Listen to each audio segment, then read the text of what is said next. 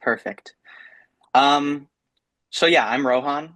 I'm working under Professor Koskin and Stringini's lab right now. This work has been done with my colleague Jason. He's also an undergraduate. We're both seniors.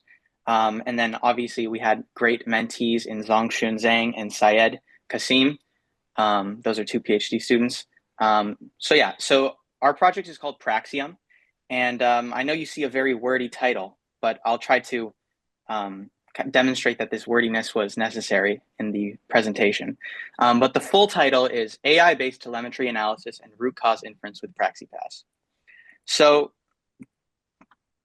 before I begin, I'd like to just kind of motivate this entire research topic. So the basic idea is that as cloud services expand and scale, the complexity that comes along with them scales accordingly. So you can imagine that if you have 10 pods, that looks much different than 100 pods. And likewise, the anomalies become more and more common as that complexity grows. And the ability to diagnose those anomalies becomes even harder as you have to sift through more and more logs. And what this leads to is administrators lack the necessary information to address these anomalies effectively.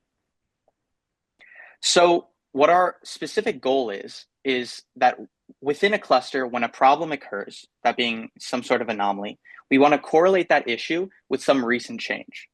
So for our particular project, we decided to focus on package installations because this is building on some research that Jason and I had done previously. But this is theoretically the same depending on any sort of rollout within a microservice system. And the basic idea, as I mentioned, is to help administrators and users diagnose issues quicker. And the way that we approach this is by creating a framework to automatically infer which package installations correlate with the anomalous telemetry. So before I begin talking about the system design, I'd like to go over two background ideas, which were two previous papers from Peak Lab, which is Professor Koskin's lab. So the first is Tritium, which is kind of like the inspiration behind this framework. What Tritium did is essentially when an anomaly is detected within a cluster, it tries to correlate a microservice rollout, and then it performs rollback hypothesis testing to identify whether that anomaly was caused by that rollout. So this system design is quite large, but I'd just like to highlight some main parts that we kind of tried to take. On the left, you have some data collection through Prometheus, Jaeger, and some basic event data of the system. And then on the right, what we have is actually Tritium. We have anomaly detection, root cause analysis, and then finally root cause testing. So from this, we take the anomaly detection and root cause analysis portions, although we don't perform root cause testing. So that's like the rollback hypothesis testing. And then the second piece of background information is a software called PraxiPaaS. And the idea behind PraxiPaaS is that it can build a package installation log for each container within a platform. The way that it kind of does this on a very high level is it takes images, it inspects the file system changes that are instantiated by those images, and then it uses those changes to predict packages. So an example log of this could be, you have an image name along with corresponding packages and a timestamp showing when that image was instantiated. So to get to the actual system design and what Praxium is, I think it's beneficial to kind of just run through an example. So in the green, we have a user application. So this could be anything, but in our case, we use a benchmark called Social Network from the Death Star bench. And then we have Prometheus and PraxiPaaS running within the microservice system. So for example, Prometheus could be collecting metrics such as latency and throughput, as well as CPU measurement, memory, disk IO, and network information, other network information. And then PraxiPaaS will be collecting those installation logs that I just went over. And the main idea is that when an anomaly is detected, so for example, let's say that service X is facing long latency, we pass anomalous metrics and recent installation logs to some sort of root cause analysis. And what we hope is that we'll be able to diagnose the issue as being caused by some installation log to kind of give like a best guess as to why this anomaly occurs. And this is kind of what it looks like at runtime. So I'll quickly run through this. Can you guys see my mouse? I'm just wondering. Okay. So if we have some container that's initialized, we on an interval check for anomalies, and we also schedule PraxiPaaS. So essentially, we're doing anomaly detection and installation log collection on a set time frame. Let's say that we install some package, it doesn't have to be numpy, at some time t equals to 1. And then we continue to do anomaly tests. And then eventually we install something that is faulty, for example. So maybe not numpy. At that point, we'll have some anomaly detected, assuming that that package instantiates some sort of anomaly within the system. And then Praxium should be able to essentially take the information that it's synthesized from PraxiPaaS and give you back a list of which packages happen to fall within that time frame. So essentially what this is giving is whether there's a package installation that corresponds to that anomaly. So this is kind of a basic overview, but we add some sort of granularity to this. Before that, I'd like to go over anomaly detection. So the Tritium approach was to do statistical testing using augmented Dickey-Fuller testing. And this is a little bit simple and not as resilient to the complex telemetry of a microservice system in production, for example. So what we did is we pivoted to using Prodigy. And what Prodigy is it's a state-of-the-art autoencoder-based anomaly detection framework. Some benefits of it: it's unsupervised. It makes training very easy. You only need healthy data. And it can be parallelized. So the overhead is actually not as bad as you might assume for a machine learning model. And then we can also rely on it being state-of-the-art to kind of give us what we'd hope to be better results. And we also adapted Prodigy from its original creation to kind of fit our use case a little bit better. So the ways that we did that is we added a sliding window. So essentially, when we're looking at the telemetry, instead of chunking it up, we kind of have a stride that goes through just like a stream would. And then we also add on top of that false positive filtering. So this is to handle basically like overprediction of anomalies. And the basic idea is that we only report an anomaly to the system on the observation of t consecutive anomalous windows, and I'll go over that hyperparameter later. And then the causal impact part. So this is kind of where we do the actual inference. So once we have a window that's been found to have an anomaly within it, we might have multiple installation logs within it. So if, let's say, there's a window that has 3 installation logs and an anomaly occurs corresponding to one of those installation logs, then what we want to do is we want to find that installation log and whether that particular installation log is the cause of that anomaly. And what causal impact does is it essentially takes a timestamp and tries to model a counterfactual scenario past that timestamp based on previous data. And so essentially what it's doing is it's giving us an idea of whether that particular timestamp lines up with an anomaly, basically. And how we use this is we essentially iteratively go over all of the installation logs and check whether it is most likely to correspond to the anomaly. And what this gives us is added precision in identifying which installation log could be plausibly the cause of the shift in telemetry. And then last piece, I know it's a lot, but the last piece is we also incorporate a causal graph. And what a causal graph is in this case is we take spans aggregated from Jaeger, and then we form a graph where the nodes are microservices and the operations, and then the edges are the invocation relationships. And what this does is it allows us to trace the anomaly as it propagates. Basically, what we're doing is we're creating a critical path within the system of what's affecting the anomaly that just occurred. And then how this could work in practice is when an anomaly is found, we check those services, we check all services within the critical path for installation logs, and we can ignore installations outside of that critical path. So it kind of, at the same time, it lowers the total search area and also increases, the possible causes. So what we spent a lot of time on this semester has been evaluation. kind of putting our system to the test. So like the first half, I'd say we kind of hammered in our implementation of Prodigy and some of the larger system design visions. And then the second half of the semester, even now, we're doing evaluation on it. So like I mentioned before, we're using social network microservice, which is a test bench, which essentially has 36 services that's on OpenShift as we speak that we're testing on. And the way that we evaluate is we have 4 different anomalies that we're synthetically adding to the system. We have a CPU spike, a disk saturation event, a memory leak, and a network latency event. So the basic idea is that we want these anomalies to kind of mirror what could actually happen within a system. We also generate a load within the system to kind of model what the system could actually look like, what the telemetry could be looking like when it's in production. And then we also have these anomalies written so that they can be triggered to a specific utilization rate or throughput, which allows us to introduce some randomness into the evaluation. So the first experiment that we did was on the anomaly detection portion of it. So essentially whether Prodigy works with our adaptations.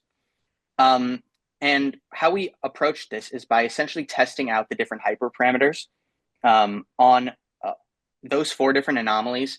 I think each anomaly was tested 25 separate times, so 100 trials total, which ended up being a lot of data. So for the sake of brevity, I kind of only included a subset of that data to show today.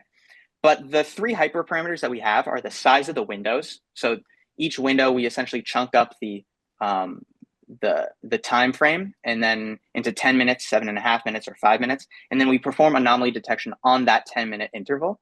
We also test for stride, so how far these windows move between each other, and then the false positive threshold. So we only do 2 cases.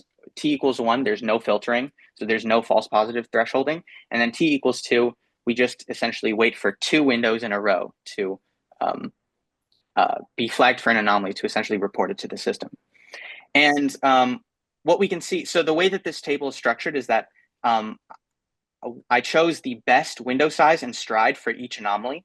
And then I kind of wanted to show the effects of thresholding, because I think this was the biggest takeaway from this experiment was how well the thresholding actually worked.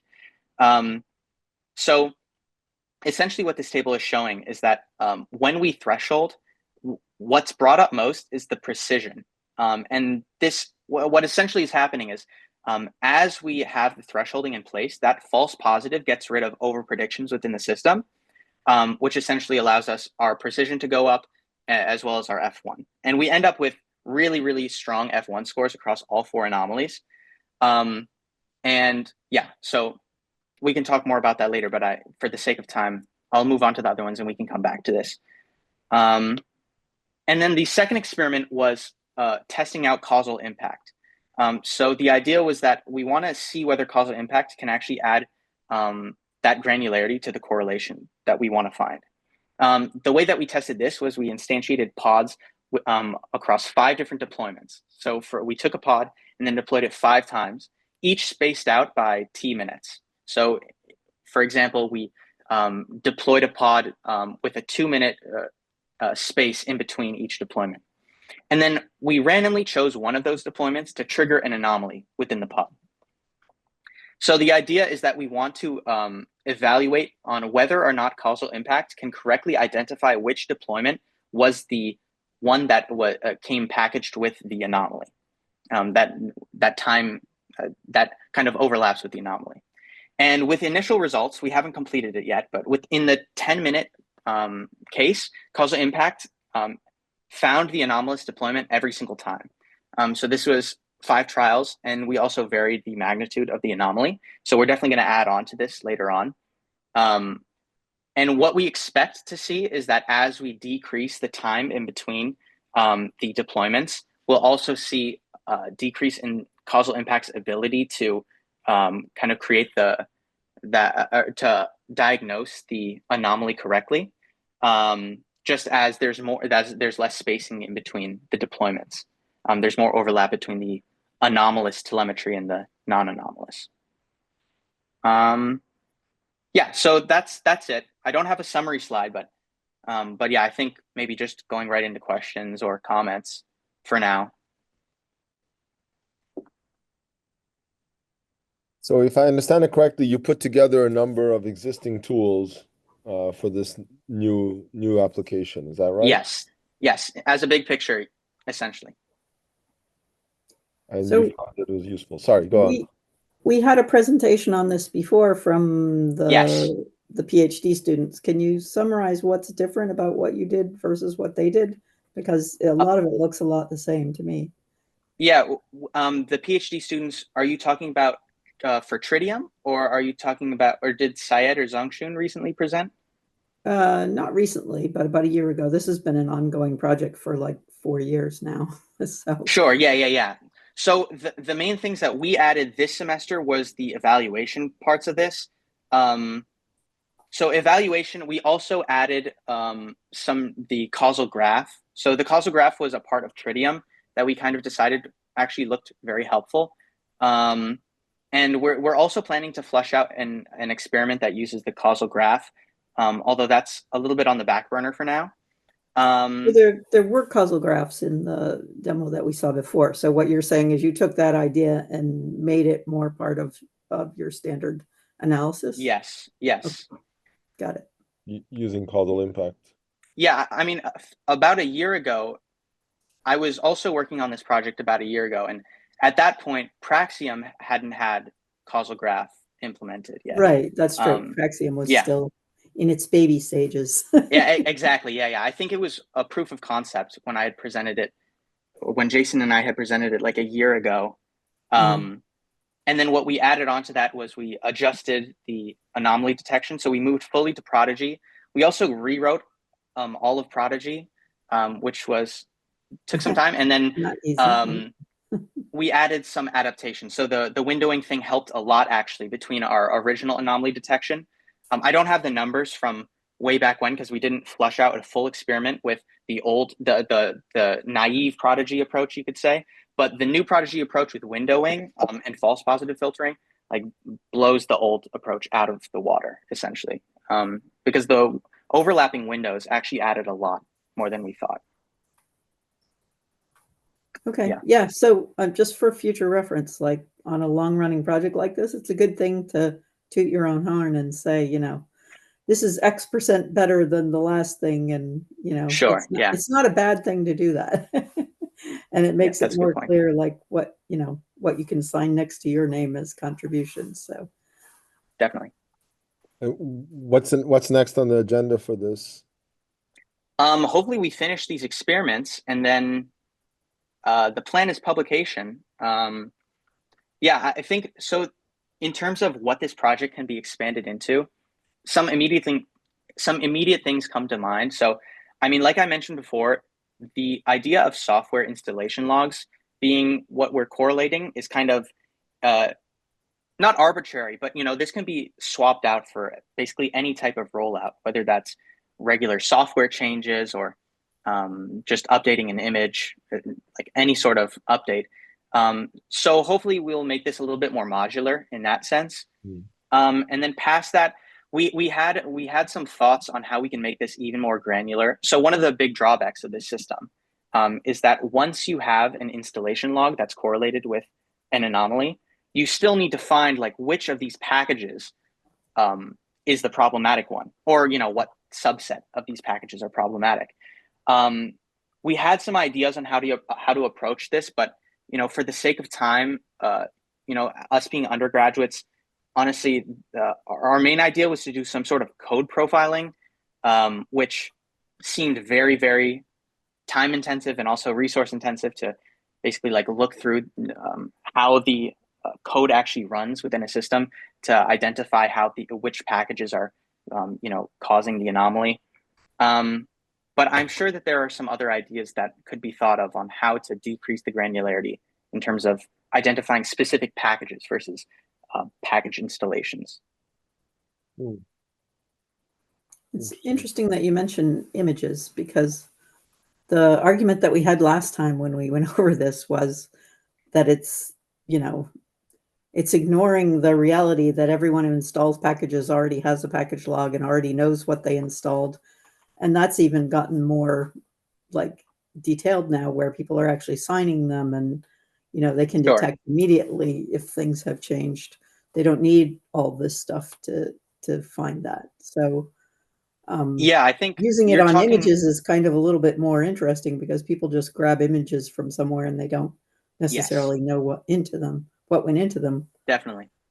Yeah, this is actually what motivated PraxiPaaS. So, I mean, Zhongxun worked on this. He was the primary Yeah. investigator of this. But the main idea that he wanted to kind of get across is that like this adds a little bit more security, especially for something like OpenShift, where you actually have like sensitive information being used within the system. You don't want to just be allowing random images to be installing random software into the system, essentially. And PraxiPaaS is kind of a step up from just like using pip or a tool that can manually check for packages by kind of adding a level of security. So you're not just taking them on their word that that image is installing what it says it's installing. Yep. It's good for the academic environment. That was Yes. the idea of this one. Yep. Yeah. Well, thank you. Interesting. Yeah, it's good to see that it's continuing. My recommendation, if you keep working in this area, is talk more to the systems engineers about the real systems too, which Yes. is the same advice I gave to the PhD students. So Of yeah, course. you're Yeah. as good as a PhD student, Rohan. No, this is really good, but yeah, I know what you mean that though. makes it, the interaction makes it more interesting and makes it more likely that, they'll tell you about problems that are useful for them to actually get solved, and you'll hear more about what things they run into in the real world. And that's where we get the really good collaborations happening, when those kind of things get Definitely. discussed. I mean, we couldn't have done that 3 years ago with this, because it was so early in just Sure. putting together all the pieces. But it sounds like you've made a lot of progress in the second iteration of a bunch of things and improving it. So that's really cool.